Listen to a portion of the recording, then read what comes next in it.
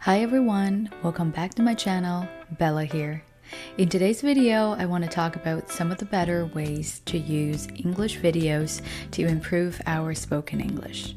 If you're interested in today's video, please keep watching. If you find the content helpful, please hit the like button and subscribe to my channel so that you don't miss a video with me. Without further ado, let's get started. First things first.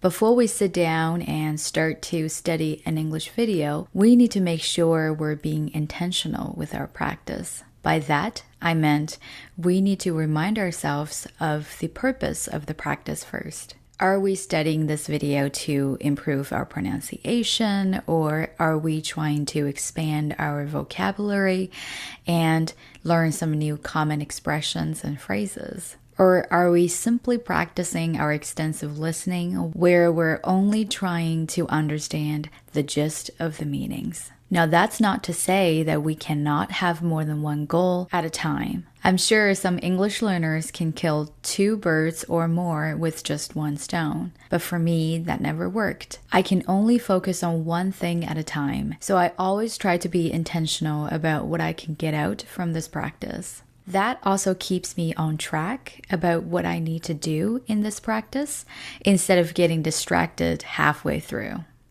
Also, we need to be selective about what kind of videos we invest our time in studying. English videos are everywhere. TV shows, interviews, TED Talks, news, to name just a few, and not to mention all those English videos on social media platforms. And this is one of those situations where too many choices aren't necessarily a good thing. We actually feel overwhelmed with all these choices that we don't know where to start.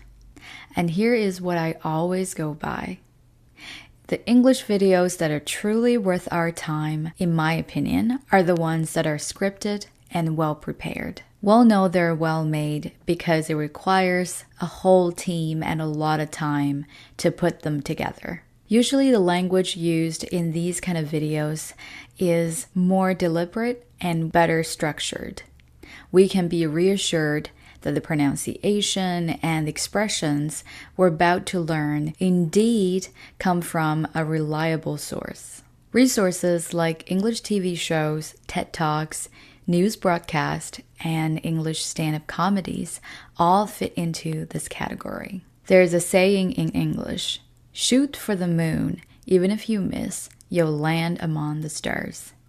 We need to learn from the best, and in this case, from the best resource available online so that we can reap the most benefits within the shortest amount of time. Sometimes even after spending a lot of time watching the videos, we're still not making much progress with our spoken English. Chances are either we didn't pick the suitable ones for ourselves or the language in these videos wasn't ideal to start with.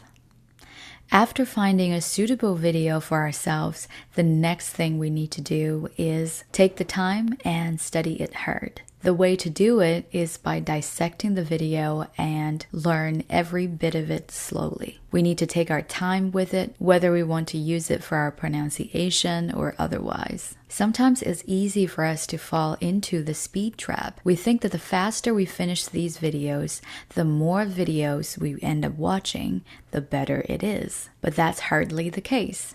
As I mentioned in my previous video, the reason why we watch these English videos is to learn how the language is being used instead of going for a speed run. If we want to imitate the pronunciation of a news broadcaster, we need to go back and forth with each word many times and pause, record ourselves before going back to compare it to the video file. We then practice some more by ourselves until we remembered the proper ways to pronounce these words. And tomorrow, we go back to the video again to reinforce what we have learned the day before.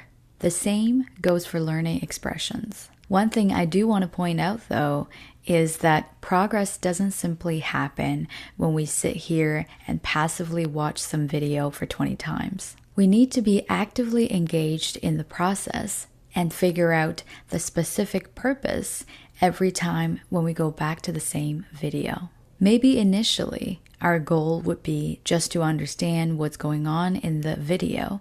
And then when it gets to the 5th or 6th time, we want to write down some of the good expressions that we learned from the video, and we might need to pause somewhere there so that we can look them up in the dictionary. When we get to the 10th time, we might be able to do a bit shadowing, repeating after the speaker to learn how these expressions are said before creating sentences on our own. And that's what I meant by taking it slow.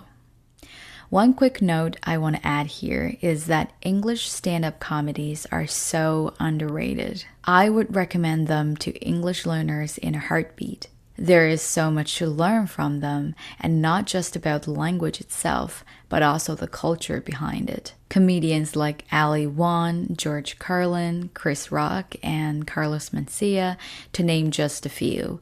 They're not just entertaining and have also been teaching me a lot about American culture. To tell great jokes, comedians need to be very intentional with their language use and their timing. We will hear a lot of puns used to describe the brutal yet funny reality we all live in.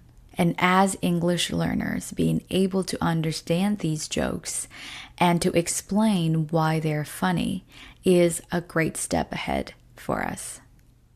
Alright, that's it for today's video. Please let me know if you have any questions or suggestions. Please feel free to leave them down below in the comment area.